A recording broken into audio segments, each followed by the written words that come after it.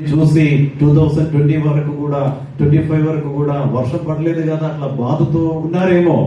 దేవుడు చెప్తున్నారు, బాధపడకు, నీకోసము ఒక వర్షము నేను ఏర్పాటు చేయబోతున్నాను. వరుసగా ప్రే వితౌట్ సీసింగ్ వర్షం మీకోసము దేవుడు సిద్ధం చేస్తున్నాడు. హల్లెలూయా, హల్లెలూయా. అప్పుడు చాలాసేపు మనం ప్రార్థిస్తూ చాలాసేపు ఇప్పుడు మనం పాడేమో మలయాళంలో కూడా పాడాం. ఇప్పుడు మనం ఏం చేస్తూ ఉండాలి, చాలాసేపు మనం తెలుగులో ప్రార్థించాలి, ఇంకా టైర్డ్ అయినప్పుడు ఇంగ్లీష్ లో ప్రార్థించాలి. అంటే వర్షమే మన లక్ష్యం కాబట్టి తెలుగులో చాలా మందికి ఎందుకు వర్షం పడట్లేదంటే వాళ్ళు తెలుగులో మాత్రమే ప్రార్థన చేస్తారు. క్రైస్తవులు హల్లెలూయా.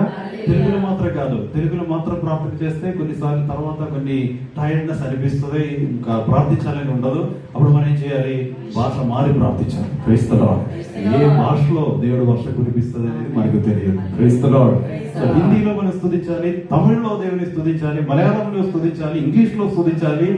ఏదో ఒక ప్రార్థన అక్కడ చేరి ఆ వర్షం ఆ ద్వారం దేవుడు తెరుస్తాడు. క్రైస్తవులు హల్లెలూయా, హల్లెలూయా.